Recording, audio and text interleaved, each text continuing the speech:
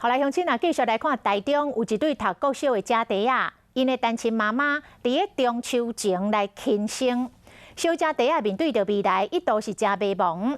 尾啊，日子刚的带领下，因透过画图甲表演，找到人生的方向，嘛骑铁马环岛，为长辈来做公益的表演，甲对妈妈的思念转为大爱传出去。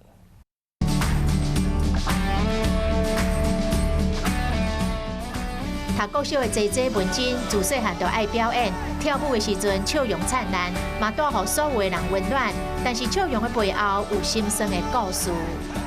然后你不要傻傻的去报警哦。两家底下单亲妈妈伫个中秋前轻生，佮拍影片叫囡仔唔通报警。面对这个冲击，因一度无法度接受。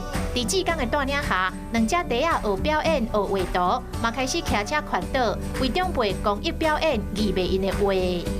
现在跳舞的时候，会不会想到妈妈？会。你等于是把想要跳舞的这份心情跳给爷爷奶奶，那些爷爷奶奶看，对不对？感觉他们像家人。你有想当画家吗？想画画吗？是啊。想哦。想画是哪一种画？都可以。都可以。 两家弟仔乖卡捌代志，互人鼻头酸。社工讲，青少年面对人生的转折点，需要爱的支持甲陪伴。从这些爷爷奶奶的脸上看到那个好像很久没有出现的那种阳光的笑容的时候，还是很有成就感。